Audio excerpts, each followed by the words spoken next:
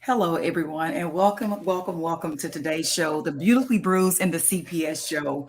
I am so excited for this show today for so many different reasons. We always have a great combination of personalities, of stories, of professionals that have come on to share their truth and hopefully to enlighten our guests and our listening audience to be more aware of some of the services that's very unique and special that are so beneficial to our children as well as our families in the whole altogether. So without further ado, I want to welcome one of our guests today who we've been waiting on.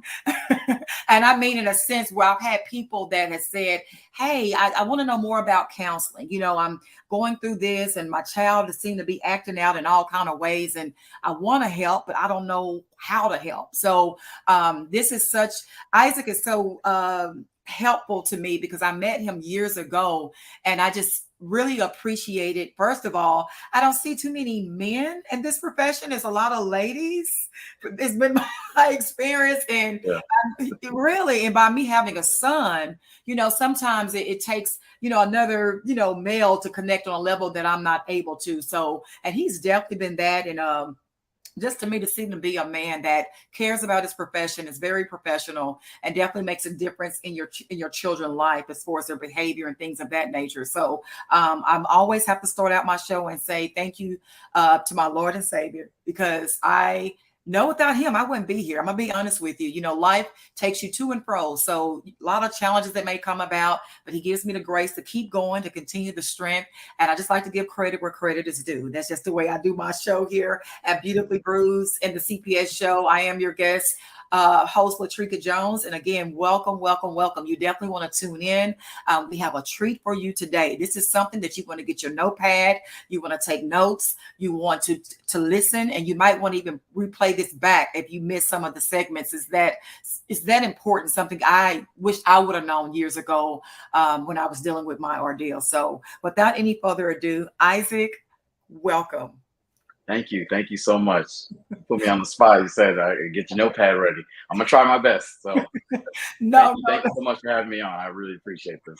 Oh, absolutely. No problem at all. And the good thing about this platform, Isaac, is that you can replay it 24/7. Oh So yeah. if, yeah, you know what I'm saying? So if Yeah. something you forget, you can always, There play you it go. off. It's all Yeah. right.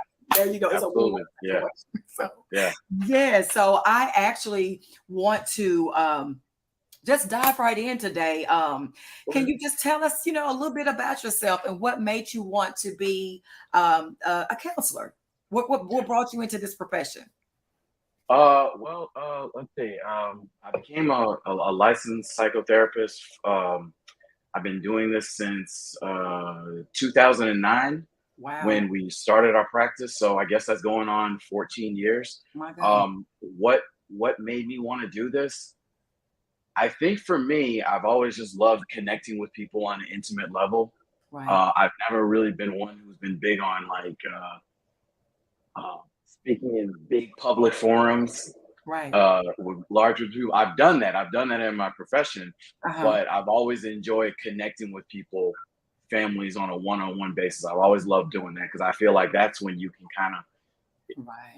it's just really organic and you really um, meet that real true person. So I've always just had a love for that. When I was a kid, I played sports. Mm-hmm. So as a lot of typical kids, like your dream is to go play professional in football. And for me, I played football. I played all three sports, but football was like my favorite, was the sport I was best at. Okay. And then, but as I got through high school, I moved to Texas when I was a junior in high school, and I had some setbacks, I had some injuries, Right. and by that point, I realized that football was not going to be in my future. And so I knew when I was going to college, I always knew, I just, with that in mind, me wanting to be a therapist, because I just love connecting with people. So I just knew once I got to college, that was definitely what the route that I wanted to go into. I love that, Isaac, because you're so right. When I noticed that too, like you just said, when you can chime in on a personal level, you Yeah. know, you know what I'm saying? You can get Yeah. something that you won't be able to experience in another way. Yeah. And yeah, so I love that. That makes a huge difference. So you say you've been in okay, because this is what I used to always wonder. So can Right. you better help our audience understand the difference between, you say you word it as not just a counselor or just a regular therapist. Right. What is the difference between those two? Yeah. Because those Yeah, words are very interchangeable. Okay, I'm gonna try the exactly. best I can. Okay, so my license is called an LPC, which is a licensed professional counselor. Okay. Therapy is basically the service that you provide. So you might use those words interchangeably. Mm, Counselor, um, um, that's my therapist. That's kind of what I go as. I identify myself as a psychotherapist because that's kind of encompasses everything that we do. wow. But the license itself is called LPC, which is a licensed professional counselor. Wow. And in the field of mental health, there's different type of licenses that can provide counseling or therapy, if you will. Right. I have colleagues who are LCSW, which is like a licensed clinical social worker. Mhm. They can provide counseling and therapy. An LMFT, which is a licensed marriage and family therapist. Mhm. They're also able to provide therapy. It's just basically the schools that you go through. For Oh, some who go to get their master's degree in social work, they'll then based on the colleagues I know, I don't have I'm not as I don't have a my background is not in social work, so mhm, mhm. um, just kind of going from what I understand from my colleagues, then they basically they go the route of being a licensed clinical social worker, or there's some a licensed chemical dependency counselor, and those are the ones that I believe specifically work Right. with the who have a substance abuse addiction issues. They go there. Oh, So I oh, hope that I hope that kind of answered the question. So and they get interchangeably, but there's different fields, there's different education backgrounds, different licenses that also are able to provide counseling. Mine is an LPC, a licensed professional counselor. So that's my educational background. That's my license to being a therapist. wow. I'm glad you explained that because I know sometimes, and I don't know if the audience can have had this experience, but I see some those initials, the LPC or the LCC and all this. I'm like, Right. what does Yeah. all these initials mean? So you Yes. you Yes. have to bring clarity. It's maybe because of a specific area that they're in. Absolutely. Yeah. You're right. So that Yeah. makes a lot of sense now. Um, with that being said, as well, I like to share that another reason why we're on this platform, which is Attorney Vince, that he is an attorney that represents families that's been victims to CPS for whatever reason. I've also shared, I'm not ashamed years ago that had been my story. And I know what it's like personally to go through that.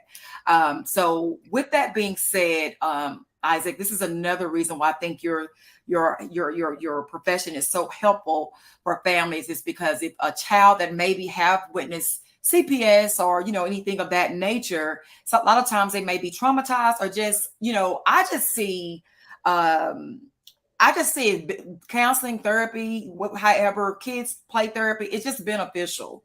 It just Right. Absolutely. truly is. It helps you in so many different ways. And before I go into my question, we do have a guest today. I'm sorry, not a guest, but she's actually is going to be chiming in. Her name is Robin James, and she have a question for you, Isaac. She's basically saying, "Good afternoon, Isaac. What kind of technique could I use to help my foster child with his emotional issues? He's 12." Okay, so Great in question. terms of tech, yeah, excellent question. I mean, in terms of technique, it could be the one thing whether a child is in therapy or not is that they feel safe. Right.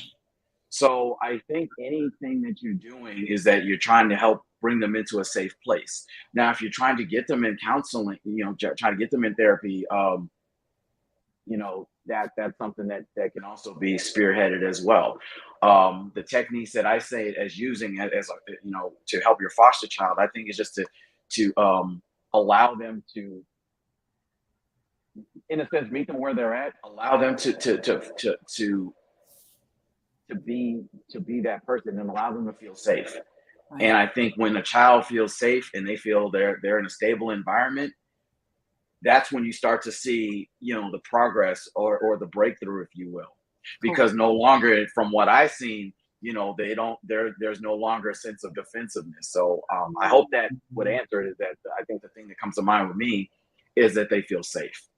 One of the things that I always tell in all of my sessions, no matter what, I tell them when we do the intake session, I tell them this is a safe place. Wow.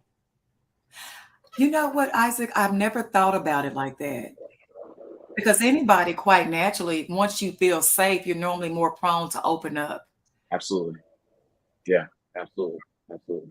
Yeah. And go ahead. I'm sorry, please. No, I was saying, and that's really what we as a therapist, that's what I want them to do. I said, whatever your discipline is, whatever your background is, and as a therapist, is that when we want to connect with anybody, we want them to feel safe. Because when we feel safe, just like in any relationship that we have, when we feel safe, we feel comfortable, Correct. we're going to open up. Correct. Oh my God. It's amazing the correlation between those.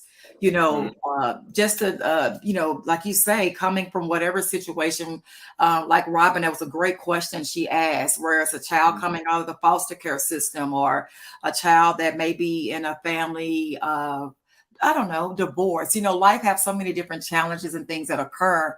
Can I ask you with that question that Robin asked, with the services that you provide, and first of all, Isaac, can you please, I'm here in Texas. Can you also, I'm going to give you towards the end of our show today, if you have any contact information where, say some of our families that's watching saying, hey, I'm noticing that my child is seeming to be having something mentally going on, and I don't know, again, how to address it. So I would love for you to give out your contact information as well at the end. But I want to also ask you, with the services that you provide, does it normally help overall dealing with a child with their behavior, or is it more specifically towards a specific area of your expertise in the services that you provide?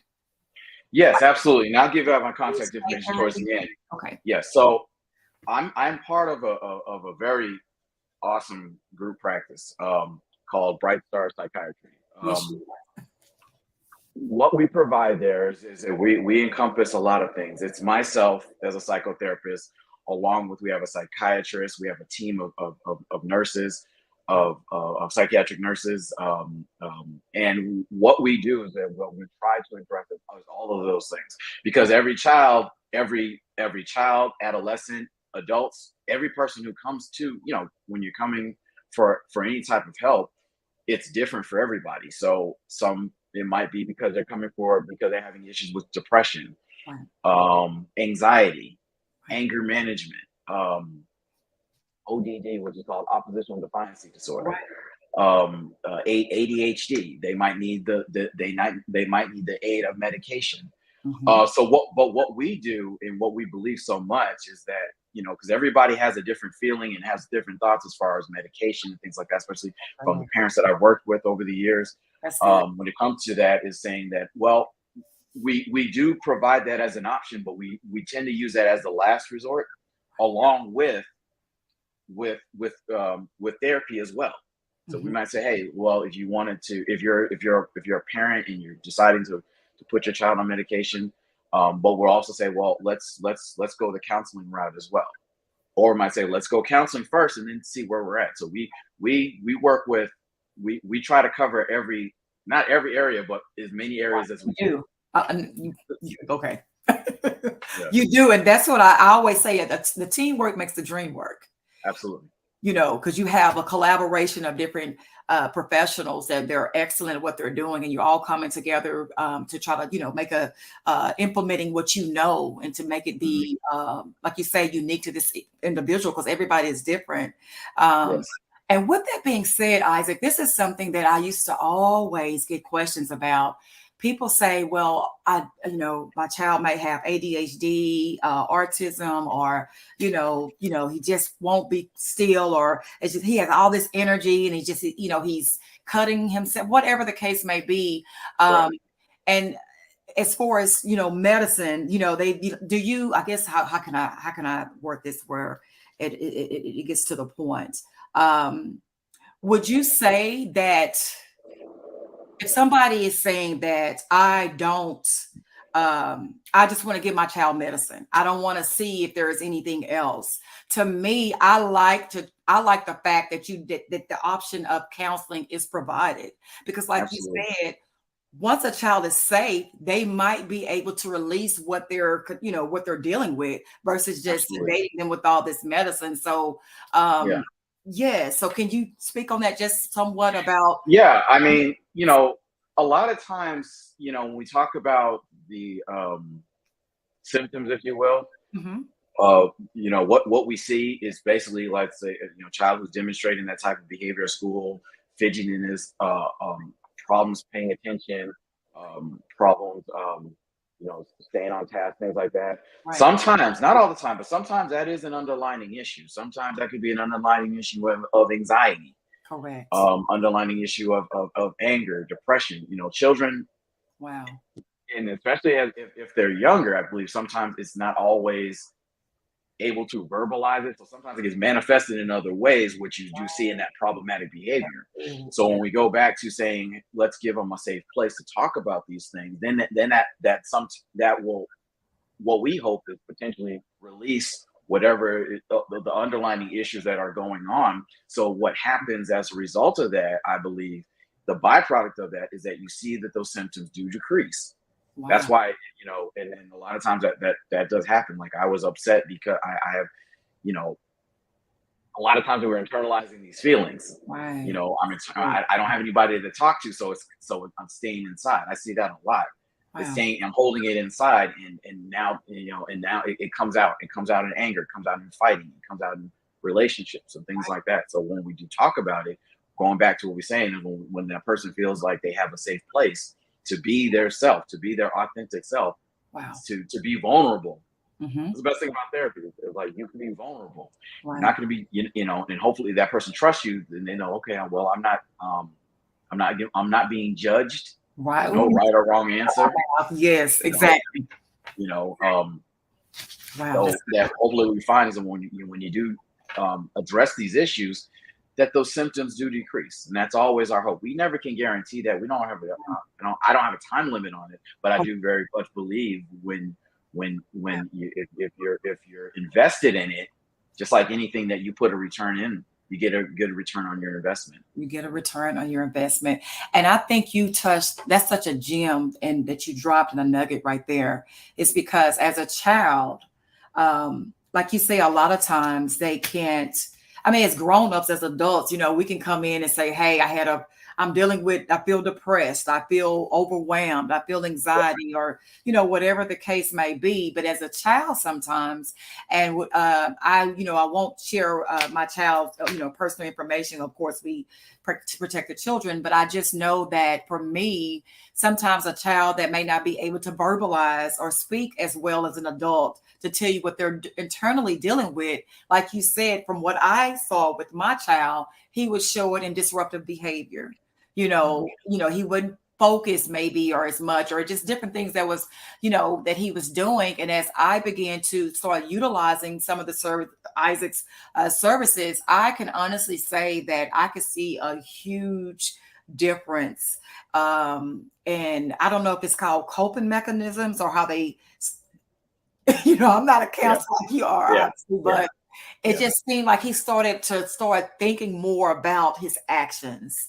yeah, And you know what I'm saying? Not saying nothing gets done overnight like you just shared, but I could see the difference of, instead of him just impulsively doing things that he was doing to just, for whatever reason he was dealing with something, it just mhm, seemed like it began to help him start thinking it out or yeah, processing it out. yeah. So, uh, Absolutely. but that's a great point. I'm glad you mentioned that, because again, I think a lot of parents just be like, "Oh, my kid is just bad. Like, this child is just bad. Like, what is, why does they keep doing this?" But maybe seriously, it is something that they are going through, depression or whatever. Yeah. I learned this years ago, back when I used to, before I did private practice full time. I worked in the school system, and we would attend a lot of trainings. Wow. Um, and one of the times we had this really really the person who conducted training on these things. And the thing that always stuck out to me, and we said when working with people, and I find this to be very much true, Mm-hmm. there's power in words that we use, right? Mm-hmm. There, Yes, there's so much power in words we use. So sometimes, when we would hear, a lot of times when people go to therapy, it's their perception of what's wrong with you. mm, And that's distorted. It's not so much, and this is what I learned, what he told us, and this always stuck with me, is saying that's it's good. not about what's wrong with you, it's Mhm. about what's happened to you. Oh, wow. Story. That is you dropped a nugget right there. Yeah. So what we want to do is just say, okay, because there's nothing wrong with you. Right. This is not about you being fixed. It's Right. not about, when we think there's something wrong with you, we think, okay, something Must be broken or something. as a Yeah. therapist, we have to change you and we have to fix you, and that's not the case. Where it's more so of giving you that safe place to figure out what's going on, so we can start to develop solutions. So we can hopefully, what the key is that what I always tell all of my patients, no matter what, young, old, or whatever, is saying that the whole purpose is, the end game is helping you become the best version of yourself, Oh, I love that. and that's what we try to do. I love that. And I think that's really great too, Isaac. And I just want to say this. I noticed that normally in our nationality, that in our families, like me, growing up, it was almost like you just mentioned, whatever you're going through, just deal with it. Yeah, Like if you go to counseling, it must mean there's something wrong with you in your head. You know what I'm yeah, saying? It's like a absolutely, stigma. And absolutely. yeah, so it Yeah, doesn't mean yeah. that, yeah, wow, that's The good. stigma has gotten much better, but I mean, I'm very transparent. As African Americans, as Black people, Right. that stigma has been really tough Yeah. over the years, to Yes. where it was almost, I believe, back a while back, a sense of shame, where you don't go to talk to somebody else, and a lot of times people suffered in silence. Mm. But I do believe that stigma has gotten much less, and I it's more agree with that. acceptable, Yeah. and which I absolutely love, because we now Yes. we can see that there's power and there's strength in focusing on our mental health, whether it's going to therapy or whether it's just self-care, Right. eating right, exercising, spending great time, spending time with close friends and family, just being around positivity, because Right. it's about helping your mental health, whatever that means. That is so good. And I try to keep that in focus on our shows, like, self-care. I try to push those things because sometimes it just takes you just getting it out. Yeah, If it's just yeah, journaling, writing it down, whatever, just getting it out of your absolutely. head on to someone, like you said, you trust, your family, your friends. I know for me, it makes a world of difference, because when you're going around stressed out, and especially in the world we living in today, you're hearing about all these shootings and all these people, go ahead, Isaac, Yeah, whatever you want to yeah. say. But No, absolutely. Yeah, yeah. Well, what I'm just such as yourself, a huge believer in self care, because mm, a lot of us, we're so many things to so many people, right. and in this profession, when you're in such as what you do, when you're in the giving profession, what Mhm, are you doing? You're giving of yourself, you're giving of your time, you're giving of your energy, right. and at times that can make you feel depleted. So when we're talking about self care, what that does, that kind of refills you, so that way you can continue to give to others. So Yeah. that's why it's important that you give to yourself. Oh my God. Listen, I'm serious. That is, you just dropped. If you don't say nothing else, I am hoping people will take that to heart and let your life reflect that. Because even immediately before I got on this show, I had something that occurred, and like you say, sometimes you could go through so much, and if you're not careful, it will overtake you. You, Right. you you feel like you're drowning in it. And I make it apparent. Even Robin James said, self-care, I love it. So do I, Robin, because to me, it's mandatory.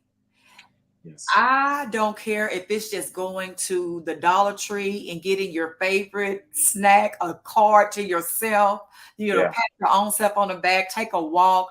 I think it's essential. And I also would like to say too, by being a parent of a child with special needs, sometimes the weight can be a little bit could be more. It can be more. And so I think any parent, and I've actually spoken to other parents as well with children with special needs. That's some of I all say we pretty much have the same conversation. Sometimes you just need a break, you know, Yes. Yes. you Yes. do. Absolutely. You Yeah. need a break and Yeah. don't feel bad as a parent, Well, that's exactly that's what I was about to say, Please do. Go ahead, and it's Isaac, okay. please. Yeah, that's like I love that you said that. Like sometimes you need a break, and a lot because we feel like, well, it's a burden that only we should shoulder. First of Mm, all, you absolutely do need a break. yeah. We all need breaks There you go. because that's kind of taps back into our self care and our wellness, Right. That's so because that way we can continue to be the best providers that we can be for our children. correct. I think that is so essential because, like you said, I have known somebody that said she felt guilty, by bringing her child to someone to help them out because, like you said, they felt like, okay, this is my situation and only I can do it. But the truth be told, they were pretty much, what do you call it? Where you just what is it called, Isaac? Where you're just functioning, like you just going through the emotions, like you checked out. Really, you're in Mhm. autopilot, basically. I don't know if this is what if this is what you're thinking of. When I think when I what I think of what you described is I think that of that as existing. Mm, Being wow, sometimes when we are in the just the muck of everything, just the grind of everything, right. we're existing and we're not living. Oh my God. All we want to do is we want to and yeah, we do have things that we have to do. We have Right. Yes. responsibilities, we got bills, we Right. got to take care, boom, boom, boom, boom, boom. But Right. with all of that, with the routine of everything, we Wow. want to make sure that we are living, not just existing. That is so true, and it is a difference. Yeah. Yeah, It's it is. It is. Yeah. it is a huge difference, and it's almost like you could start seeing it on your countenance that you might begin to start looking tired. I mean, it just begins to show that you're, like you say, you're just existing. You're going through like you say, we have to pay the bills, we have the brother hats, we have to take care of the responsibilities and go here and go there and do this. But you have somewhere along in that, have to Mhm. make time for you, Absolutely. Absolutely. It- no matter yeah. what. It's priority. It is. Oh my God, Isaac. That is, Yeah. you took the words you just said is so true. I had someone literally, I kid you not, before coming on the show, and I had no idea that she was going through something, and she just broke and started crying. But I know God was telling me just to let her know you love her, you care about her, which I do. But you never Mhm. know what a person is going through. Mhm. I Yeah. never would have Yeah. known that that burden was on her heart because she is normally the person that's always the one that's taking care of everybody else. Does that make sense? Yeah, yeah, yeah. We see that so much. I see that so much in my profession, Oh, I bet. and I love talking about it because Wow. we're so common of it is that you know it kind of goes back to what you're saying as far as we feel guilty if we do something for ourselves, We but it's do. like, well, you know, and the people who give so much, they do it so naturally. Mm, But what happens is priority wise, they don't give to themselves. wow. And that's such an important thing is that no, when you are giving each other, and don't stop being, because I do believe that those who are givers, you're that for a reason, Right. you That's your know. gift. So Yes. you shouldn't stop. Exactly. That is your gift. Right. But in terms of making sure you are the best giver you are so that you're not burning yourself out, is to give to yourself. Correct. That is so good. Um, what would you recommend, Isaac, with that? If you know somebody that you know that they're burnt out, they might even share with you that they're honestly just existing and not living. Is there anything that you would say to them as far as what could they do to start initiating more self-care for themselves? Well, I think it starts off with just being honest with yourself. Mm, Sometimes that denial and things like that is kind of the first thing that you want to break through to. right. And after that, I really I don't believe it has to be difficult because it doesn't have to be big or small. It just has to be you having time for yourself, Wow. knowing what does that look like. You Mm. know, some people will say, well, I love what I do, and my job is my self-care. It's like, yeah, but or doing something with our children. Wow. We love being, as a father, I love being a father. Right. But I know that that's not that in that moment, that's not self-care. So I tell Right. there's different things that they can do. They can make a vision board, writing it down, Right. something that they haven't done in a long time. Hmm. Whether it's going to see their favorite show, or for a movie, Right. Right. or if they're able to take a trip, if they're able to spend time with their significant others, with no children, if that needs to be the case. But something that involves them not having to be on alert. Right. Oh, that's so good. You know, That is so so good. you just want to try to see what that is, but it starts with them being honest with themselves. Being honest with yourselves. Mhm. Oh my God. That's where it starts. Yeah, Because we lie to ourselves like, oh, I'm okay, I'm okay, I'm okay. And then you look up, you're crying out of nowhere, like, what's wrong? I thought yeah, you said you was okay, you know. yeah. So, oh, that's good. When as it affected all of us, one of the things that I'm it shedded such a strong light on mental health when school shut down and everything went from learning virtually as we're doing now. But Yes. I think one of the things that came out of that is one of those sayings that when it was saying it's okay to not be okay. Oh, And that's I believe that very much. We don't always have the answers. We don't always have to be okay. right. But Good. but it's so important for us in order to get to a good place. We have to first acknowledge Exactly. and be honest if we are not. That's so good. Because you know what? I do believe when, like you say, the COVID, when the world seemed to have shut down, it's funny how out of pain the deliverance can come. You know, like it took sometimes the world having to shut down and to stop us out of our own busy lives to realize, like, Yeah, I'm not okay. yeah, yeah, yeah. It did. It did. It did. And it was one of those things that affected everybody in this world, either Everybody. directly or indirectly. And that was something that we would. It wasn't one of those things that we could look at from afar and say, "Oh man, that's messed up." Right. Anyway, but that's what I'm doing. No, no. This Right. touched everybody. Everybody. It was global. I mean, Yeah, yeah, yeah, like everybody was affected, and it made you, to me, be honest. It was such in your face where you mhm, had to, like you say, a lot of virtual. This is to me where, Zoom and all these other great platforms and the platform we on today, we didn't have no mhm. choice but to Yeah, utilize these type of yeah, services absolutely. today. Yeah, And yeah, and it just kind of made you families, that you're locked in with your loved ones and mhm, your children. yeah. Some for it was good. Some, yeah,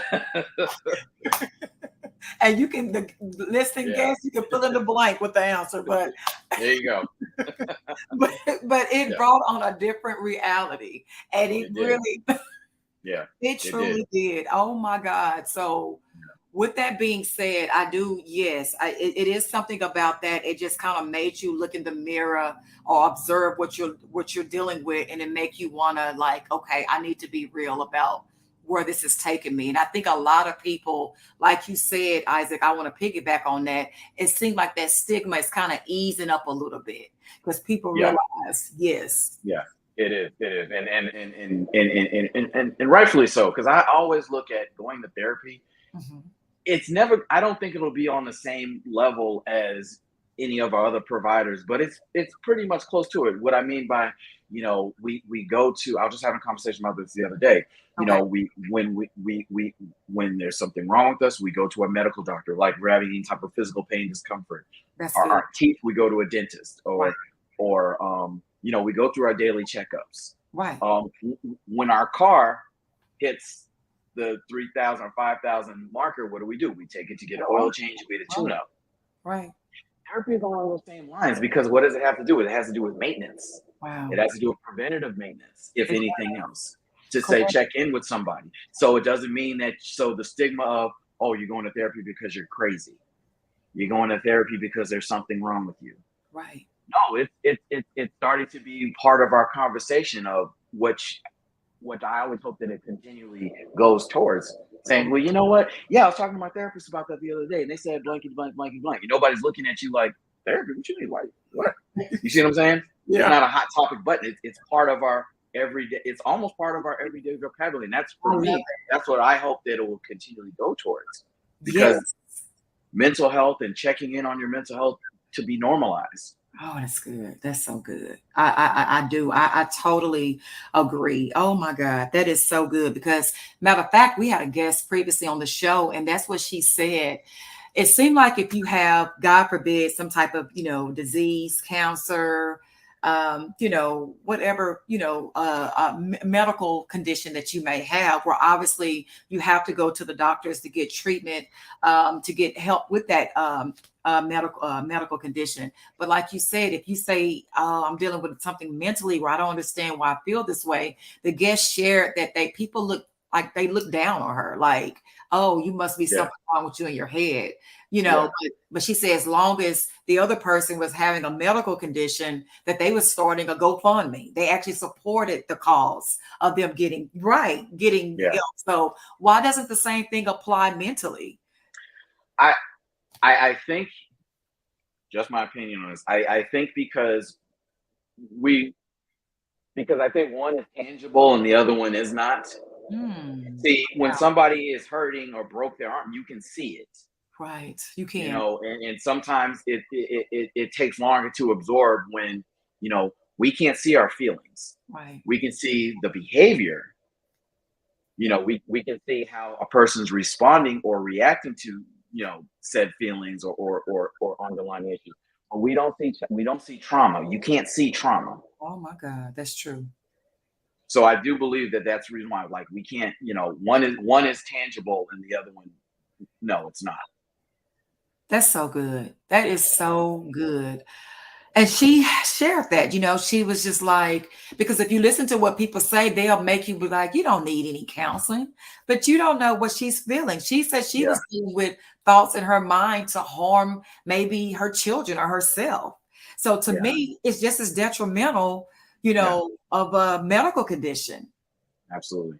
Yeah, you know? yeah, absolutely. Yeah. So it's good that that person, anytime somebody's going through something, and it's tough when when you say, well, you don't need any counseling. Sometimes we'll hear that from our family, Yeah. and we'll kind of go with that. Well, they said I don't, so I guess I don't. But nobody, even your family, everybody has a story. Everybody has a journey. Only you know, Wow. what you're going through, Correct. feeling. That's So right. it's And important that trust you your are. your Yeah, your instincts and what you, absolutely. yeah, that's a part of Yeah. self-care. Take care of you. Yes, absolutely. Absolutely. Absolutely. So, My mom always told me, no, nobody know how you feel like you do. You yep. know, I know it might sound simple or cliche, but it's true. Yeah. What you're dealing with might be something that I might not respond in that manner, or it might be something I couldn't handle. We're Absolutely. all uniquely different. So yes, I love that you shared that, Isaac. Like you say, you can't see what this person is going through. Trauma is nothing that, you know, um, you never know what they're going through on the inside. That those Absolutely. people that know those voices that she was hearing about harming her children, Yeah. you know? So Absolutely. I think it's Absolutely. very, Mm, yeah, just mm. be mindful. Don't try to discredit someone that wants to go to counseling. Actually, it's something that can make them better. You Yes. know, Absolutely. absolutely. It's self-care it's a part of self-care, if you ask me. Mhm.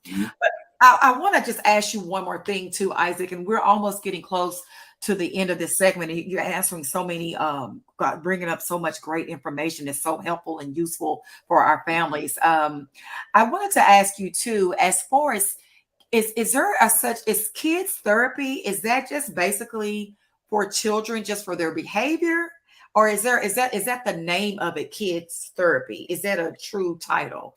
And I it's don't think it's um I don't Oh, know. play therapy. I'm sorry. Well, yeah, play therapy is, yes. Okay. I am not a play therapist. Play Okay. therapy is a form of therapy. It is absolutely is. There's licensed. There are great therapists, and that's what their specialty is. Okay. Um, and that's more so, I believe, for children who are really young and Right. maybe cannot verbally express, or for whatever reason they don't have the capacity to verbally express how whatever's happened to them, or to convey their feelings. Right. Once Right. again, going back to a safe place. But yeah, so play therapy.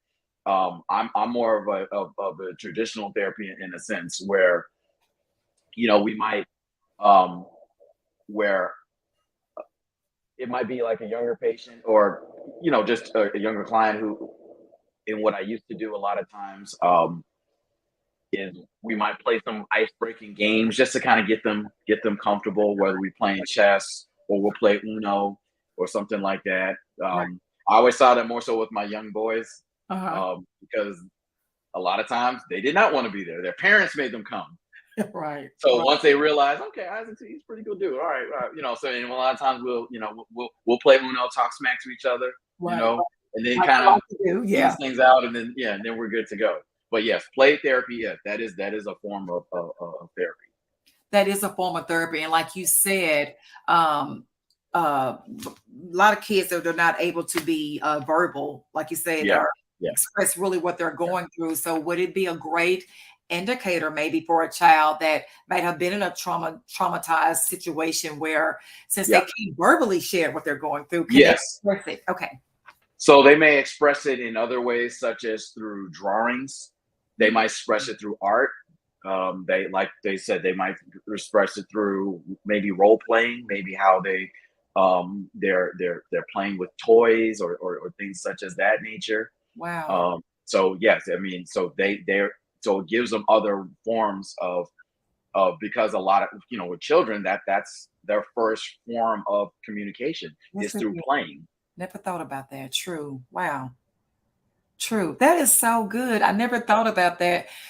Cause okay, that makes a lot of sense. Cause when you said that, it made me think back to teachers where I guess if they notice certain drawings, your child might have drawn in class, they might Yeah. say, "Hey, I'm noticing that he's drawing certain things," and I guess with them, it's just a form of communication since they can't. Well, yeah, yeah, and that doesn't necessarily mean that's a correlation with play therapy. But what that Oh, also is, like with teachers, or anybody who may come across, if they do, that might be an indicator that something may be going on. Like if somebody's writing, if a child or student is writing, or like wow. graphic, or Right, concerning right, right, artwork of like somebody getting killed or something like right. that, that Wow. might be cause to say, hey, talk to the school counselor. Or if Right. it's something that might trigger, they might think, maybe this person is having thoughts of harming themselves. And a lot of times that might start with maybe, like I said, the artwork that they're doing, or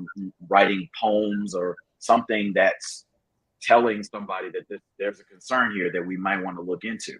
Correct. That is such a great nugget you just dropped. And it's something that I hope parents would take heed to, that if you are noticing you have a small child that can't verbally, convey their inner feelings or thoughts at that age, of course, which is understandable. They're so little. But if you're noticing that, like you saying, maybe their drawings are more graphic or more what they call it, like gothic almost, Mhm. something, dark even, that is Right. something that yeah, you might want to start being more aware of looking into getting counseling because it could be something that child is emotionally going through or affected by, and they can't express it, of course, because they're so little. They can't Mhm. communicate it, but they're communicating it through their drawings. Or what about the way they dress, Isaac? Is that something that a metaphor, or is that something different? Or does it show in other areas when a child might be dealing with, even though they dealing with it and they don't convey it to their families, but do they show it in other areas that parents could be aware of?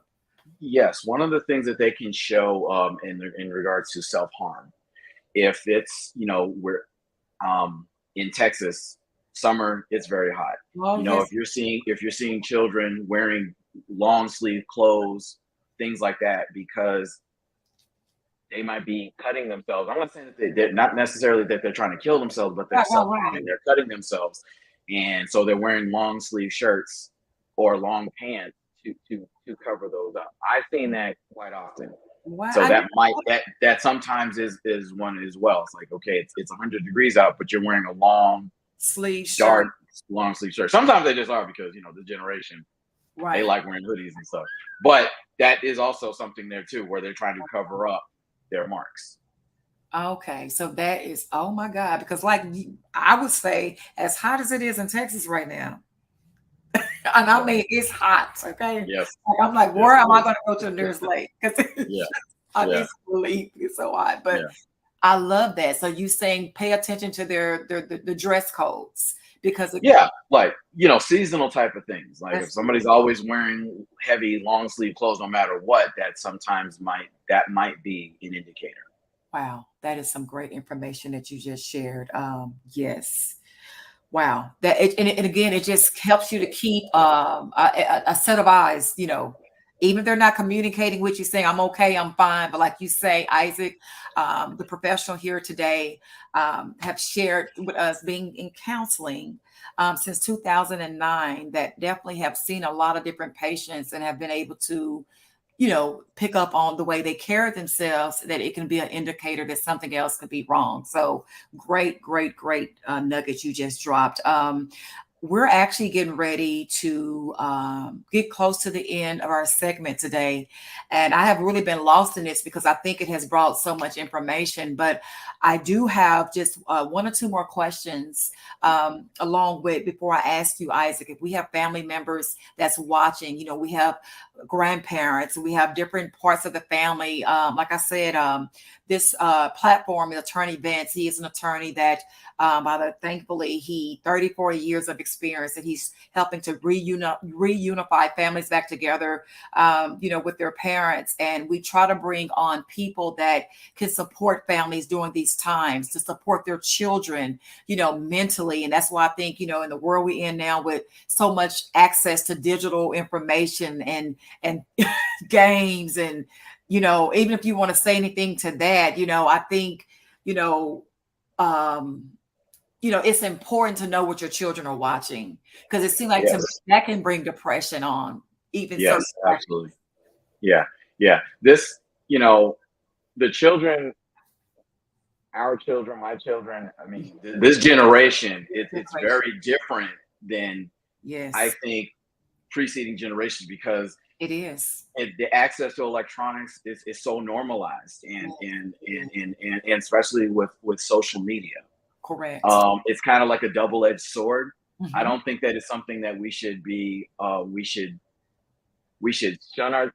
block our children from as they become of age, but Right. we always want to stay with them and educate them, and as parents, very, very, very much to the best of our ability, know what they are watching. You know, Correct. so that's a very important thing. Yes, it is. It's so important. Justin Bernard said, I'm sorry, make sure I'm saying your name correctly, Justin. Just got our son back completely after 6 months of fear. Thank God. Praise God to you, Justin. I'm so glad your child is back in your care. I'm serious. That's why I take up my time and bring on people like Isaac to encourage, to inspire, to educate you, to let you know that services that are available. I don't know what your child been through in those 6 months, but if they are showing any of these signs that Isaac is skillfully sharing with us today, it might be something you want to tap into to share what they're feeling if you had not already. But praise God, and thank God to you, sir, you and your family. Your child is back home to safety, because it's nothing like safety, you know. As an adult, I don't care, even in relationships, don't nobody want nothing that's unsafe. So knowing your kids is back home with you, I thank God, I'm happy with you for that. I want to acknowledge that. Um, Absolutely. yes, absolutely. So yes, Isaac. So I'm sorry if you don't mind. Yes, the video games, and it came to me to share, Isaac, because I've actually seen some stories where these games are so detailed. My God, Yeah. like whoa, Yeah, it's almost like watching live TV or movies. The graphics, and listen, it's because of the technology and things like that. So wow, we want to, I think as parents, we want to educate and watch and monitor what our children's electronic usage is. Yes. Making sure that we're incorporating playtime, making sure that there's structure. That's As good. children, especially when they're younger, they need structure. They do. They need routine. Absolutely. They may not, I don't believe that they always ask for it, but they benefited from so much. They need to know, I believe very much is very, I'll talk to parents about that all the time. Like what type of routine do you guys have in place? Mhm. Do they have a set time that they can play video games, or is it only on a set day, or can they play whenever they want? Right. So I think it's important that our children do have structure and that Yes. they have routine, because that gives them a sense of safety. Children want to feel safe. They do want to feel safe. And Isaac, with you saying that, I had heard a story here in Texas where we're located at, is that a child wanted his game and didn't got so upset because he didn't get the access to his game. Do you know he killed his parents? I think I heard that story. Yeah. And I'm like, what is Yeah. happening? Yeah. That takes that type of, I don't know what's in that game to drive a child to go into that type of behavior, and that obviously something mental that had to be going on for him to take a video game, to be that obsessed behind a video game, and when he doesn't receive it, Yeah. it Yeah. shows he killed his parent behind it. Yeah. Right? Absolutely. Absolutely. Absolutely. So Yeah. And I would imagine that there was more to it. right. And but it's sad to hear, no Very matter what. sad to hear. So I think that is a, Yeah. yeah, it's just like you say, we in such a digital world. That's how much, like you say, you have to monitor, you have to set time limits, you have to, I even say filter. I know with my child, I have to set Absolutely. filters because Absolutely. yeah, Yeah. Because one thing about the children are they are they're very smart, ooh, you took and the words out they my they mouth. they know, They you are know big when time. I worked in the school district, Wow. a lot of the social networks, Facebook at the time was Facebook, Uh-huh. or was Right. blocked, and they would tell me, "Man, Miss Connie, I know how to unblock that." I'm like, "How did you do that?" See? It's like, So you gotta be on top of it, because yeah, listen, they know more they than know we how to. do. Yeah, yes, they do. They may They not do. know. We look at it from a standpoint of Wow. how what you're watching could be concerning, but they know how to access it. So They we want to do. make sure that you're monitoring it, and that you're checking in with them, and that we're talking as parents. I think if we don't do anything else, we got to always talk to our children That is so and true. listen to them. Good. Listen to them. And listen to them. And you know what? That is so true. Even like I just know, I had someone that also shared that child might have been 7, a young child, and he literally knew how to go on Amazon to order games. And the mom had the app set up in her Yeah. phone, and she just for her own self and deliveries. And Yep. she's like, "Where all these games get here?" He ordered them on her phone through Amazon, the games he Mhm. liked to play. So Yep. at Yep. 7. Yep. Yeah. So Yeah. I'm like, listen, Because everything's so accessible, they know how to click. So as parents, you got to make sure, hey, don't put your credit card, don't leave your credit card on file, and make sure there's a password that they yeah, don't know. All these type of safeguards and things like that. correct. So you got to be on top of Definitely it. those passcodes. I mean, those passcodes. Because if not, Yeah. you might be getting a delivery from Amazon and you don't know where it came Yeah. from. And you'll see it. Exactly. Or you get that bill, you see, I got $500 worth of charges on here. Exactly. So yes, that is so imperative Right. that you make sure you take those measures into place. And this, we're almost at the end. Oh my God, I know I keep saying it, but it's you're dropping so many nuggets and you bringing information, and also I'm processing everything. I just want to ask you, Isaac, if someone that may be dealing with a mental illness of some sort, whatever kind they may be, and they are not aware of it, which they know that they're dealing with something, but they don't know how to place it. Or are they just thinking, I don't have a mental illness. And I know there's no particular way that you can, I guess, you could just make a person take in self-care by going into counseling. But if you see somebody that you know that they are just an autopilot and they just seem and it's beginning to show in their, in their actions and their behavior, or they're easy to snap on you, or they seem their mood swing is all over the place.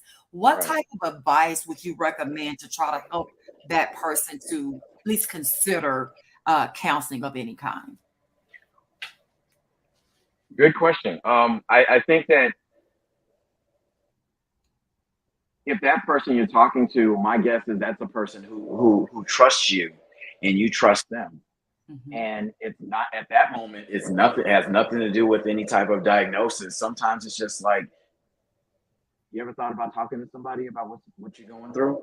Oh, that's good. You know what I'm saying? Now Hmm. they have to do it when they're ready. Right. But sometimes, And it might not, and a lot of times it's not on your time. But eventually I do believe that once they know that they're ready to talk to somebody, they will. Wow. So it's just sometimes just by breaching the subject of, hey, you ever thought about talking to somebody? I talked to this person, you Right. know, um, you know, That's I'll go good. with you if you want, hey, I'll give you the name of somebody who I've spoken with. Kind of going back on how mental health and therapy is much more accepted, Right. and it doesn't not that stigma is not as much. But yeah, just doesn't have anything to do with saying, oh well, maybe you have this diagnosis. No, it has nothing to do with it. Right. Sometimes just saying, hey, why don't you?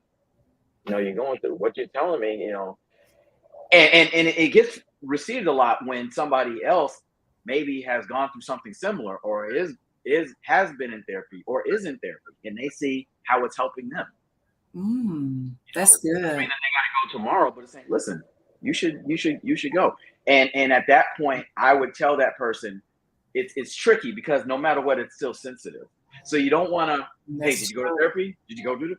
Right. Can't be too much. Sometimes it, Yeah. sometimes you give them the information and trust that they're gonna do what they feel is best for them, That's or some, they'll do it when they're ready.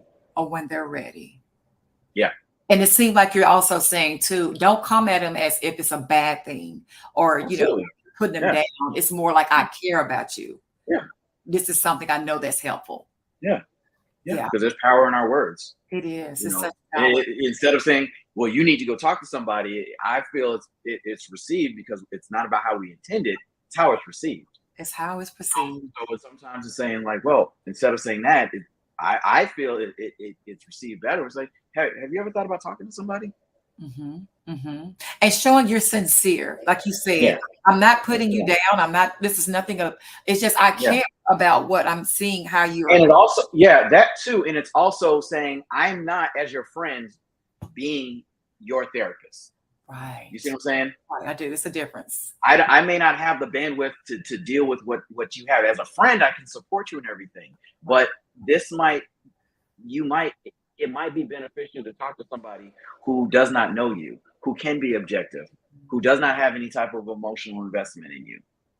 You see what I'm saying? So giving them that information in that way, it does. If anything, it's a lot of times it gets the wheels turning, saying, you know what, I never thought about therapy, but you have a number. Like, who do you think? Because trust me, if they when they want to, especially as adults, and I see this a lot with teenagers as well, they'll seek it out. That is so good. And it's funny how it takes maybe a stranger or someone that's not even connected to you for them to open up to. Maybe because they feel it's no judgment. That to me is the biggest reason. Like Wow. I said before, because you see it's a safe place, It's a safe place. and you see that Wow. you know That's good. nobody no and with my teenagers, I love working with teenagers. Teenagers is my that's I can tell you light up when you talk about it. I love working with teenagers because they're funny and they teach me. The Okay. biggest thing with teenagers for me is it's kind of the safe place, but they want to just make sure that you're not going to tell their parents what they're talking about. Really? So I drive home. Listen, confidentiality. So when we're in an intake session, the parents might be right there, but I'll tell them, listen, what we discuss is confidential. After today's visit, it's just gonna be me and you.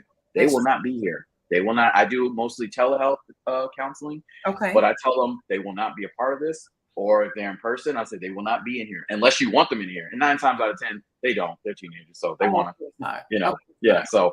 So the biggest thing with them is that they just want to make sure that what you tell them. Now, I do tell them that there's 3 exceptions. If there's immediate threat to harm yourself, there's an immediate threat if you tell me that you're having thoughts of harming somebody else, or if you feel like you're being harmed. Those 3 things, I do say, well, I do, have to let parents know. But other than that, what we discussed, it stays between. Other than those 3 things, man, I don't care what you tell me. It stays here. It stays there, and they're safe. And they're safe. Goes back to being it's a safe place. Wow, and it's healing and feeling safe. So Absolutely. I love that. Isaac, we are out of time. I'm telling you, I could sit here, and I know you got a busy schedule and so many other people to help, but listen, I must ask you, because I'm sure, people that's been listening, and I'm going to play this show back later on at some time. If our listening audience, you say you are virtual as well. You provide those services where, like the setup we have today, you don't have to be here in Texas. If customers and our viewers, our listening audience wanted to get in contact with you, can you please share your contact information? Yes. One real quick thing. Okay. If they're outside of Texas, my license does not, I only treat, I do mostly do telehealth, but everybody I see is in the state of Texas. So I just want to put that out there. Yes, my license that everybody's in Texas, but my contact information, you can email me at ijconnielpc@gmail.com. Our website for our practice is brightstarpsychiatrytx.com. Brightstar, just like it's spelled, brightstarpsychiatrytx.com. That has all our information, our intake process, and the steps that it is, and we have a lot of good information on there. Okay, that sounds great. And I'm gonna also ask if Grace, the producer, if she can add the website or the contact information you just provided for people here in Texas that is looking to receive some of these awesome, amazing services that's self-care for you and your children. And with that being said, the services that you provide, this is a service that can also, if a family is dealing with CPS or they want to get therapy for their children or teenagers, and if they're you could also help with that.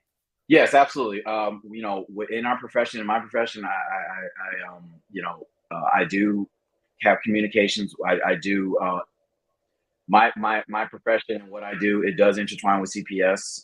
Whether it's they just got out of CPS and they wanted to do follow-up counseling, or part of them in the CPS is to have counseling or things like that. Or if there was a report made, they might call me to verify that they are in counseling. So yes. Wow. So not all the time. I don't talk to CPS all the time, but still, it does happen. It does happen. Yeah, absolutely. Yeah, absolutely. So to me, that's even more because, so in other words, you almost already connected anyway. To some degree, yeah. Because anytime something happens, and if they have to sign a release, the CPS caseworker will call me, and most of the time when they call me is to verify that they are in counseling. Oh wow, that says a lot. That speaks volume.